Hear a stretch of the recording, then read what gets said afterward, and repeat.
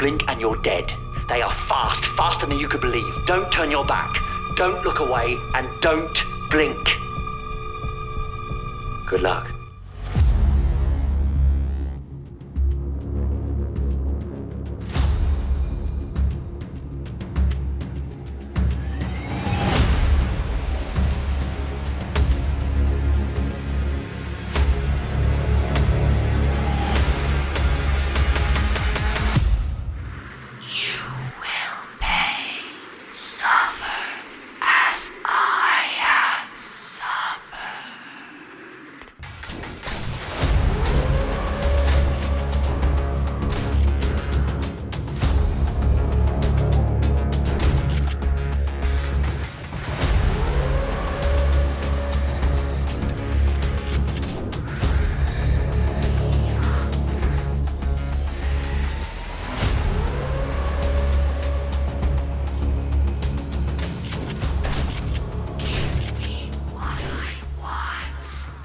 I first thought that the Winterween mod was just 7 Days to Die, but with one big snow biome. However, take what you know about the snow biome and add an apocalyptic event. Then add truckloads of snow. While you're at it, add even more snow and some nightmare creatures. Finally, for good measure, add a few surprises and not to forget, some more snow. Now you have Winterween.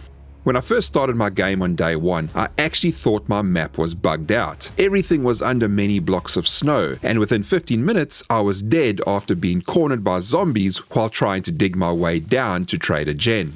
So, fellow survivors, what the hell is Winterween? To answer this, we must go back in time, a bit, back to at least Alpha 16. Many of us know of the modder Sphereii or Sphere 2. A few years back, we started a solo project called Valoween. It featured burnt forest and wasteland biomes only for the entire map and introduced nightmares that could come out at night. And it was apparently the first mod that showed off these concepts. As the story goes, a witch doctor started a war against the humans and would summon nightmares to terrorize humanity. In an attempt to silence the witch doctor, the world was eventually nuked, and humanity was left with a scorched earth. Then the Winter Project was born. Now this was a collaboration between Xyth and Sphere 2, and it continues the story. There is a perpetual post-nuclear winter, and we finally have our most recent iteration, Winterween. First, a disclaimer. The mod is not meant to be a major overhaul, nor is it polished as many overhauls are. As Sphere 2 said, it is actually used as a research and design platform to showcase and try out new ideas and concepts. It is to show modders some possible new tricks, push your comfort zones, and bring in some scares, curses, and jump tactics, and things that you possibly could use in your own mod. So Winterween does not overhaul mining, it does not overhaul skills, it does not change vehicles, weapons, tools, workstations, and crafting. However, what it does do certainly throws you out of your comfort zone and pushes you into figuring out how to deal with a nuclear winter simulation where everything is buried under many feet of snow.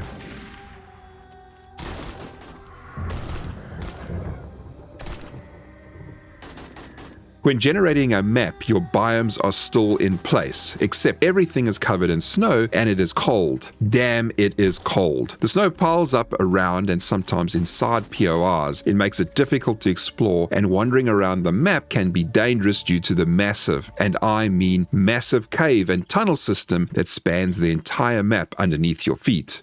This tunnel and cave system is more or less all the way to bedrock, so getting lost can be achieved in no time. You will definitely notice the tunnel system as soon as you start mining. However, as you walk around the map, you will pick up that often there is only 2 or 3 blocks of snow between you and another world underground.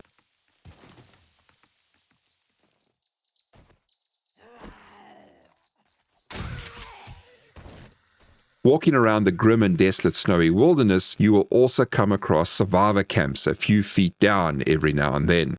The wind is often howling, storms are raging, and the landscape also has snow tornadoes to help keep you on your toes. Sticking with the whole nuclear winter apocalypse, there is often thunder and lightning flashing across the landscape. When it turns to nighttime, every night, it sounds like a blood moon is just happening, sending chills down your spine as you think that maybe, just maybe, you missed the reminder and it actually is Horde night. Winterween uses the modlet from Aurora Giggle Fairy, which enhances the user interface, and this provides additional information like how many times you have died, zombie kills, loot stage, and experience to the next level, as well as a better compass. As I mentioned, it is cold, very cold, and all your items will freeze. Water, tea, coffee, meat, eggs, tinned food, and crafted food all freeze after a while. You then need to first cook all items before they can be used as an ingredient. Make yourself 10 jars of water, come back later in the day wanting to use them, they are now frozen. So each one must first be thawed. Yeah, I guess it does sound like a bit of a chore, but it is a new challenge, and you start figuring out ways to make things more streamlined. Like I made multiple campfires, added thawed eggs and meat to the queue, and when I needed something to eat, I would just click the fire on for a few seconds and get my bacon and eggs, or a campfire just for my meat stew or water that was ready to go, kind of like a food dispenser. So this was my workaround to help save a bit of time, seeing as things caught in the queue are not subject to becoming frozen. NPCs are available to be hired, though besides that, there are a number of NPCs that you will bump into that actually want to just attack and kill you. These bandits are no joke, so be aware that you can be killed by them in the early game.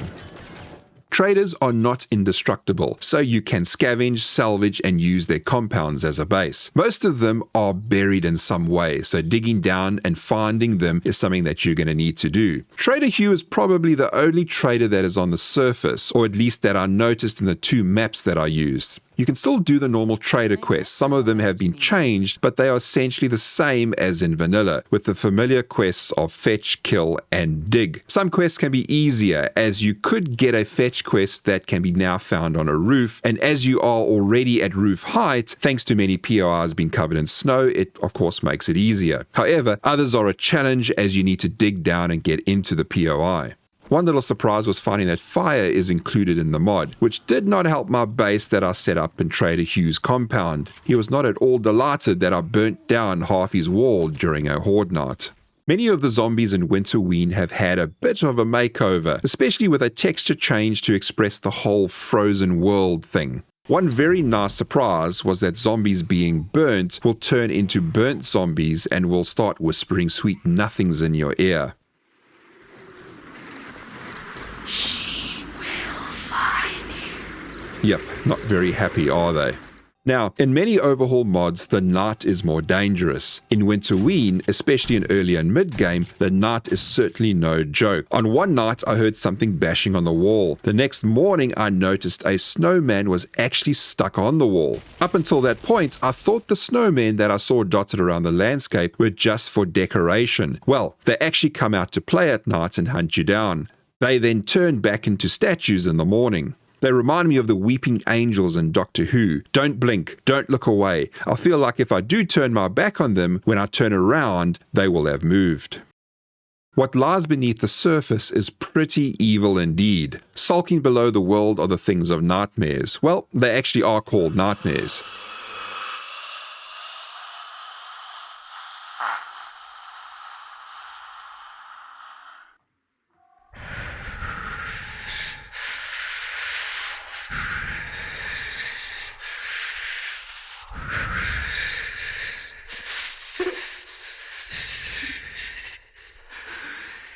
You don't want to meet these twisted, crazy creatures in the tunnels. Mining can be easier with all the tunnels and caves underground, but wandering around soon got me killed as I didn't expect to walk into an Abyssling in my first week. So be aware that nighttime in Winterween is when the nasties do come out to play.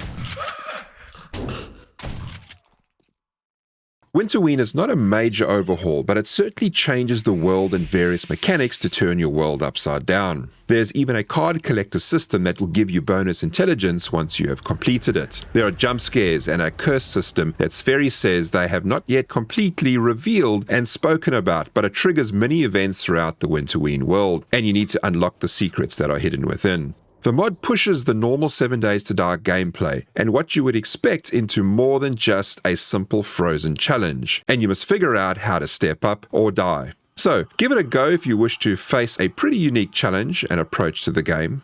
Otherwise, thanks for watching, and I will see you in the next one. Yeah.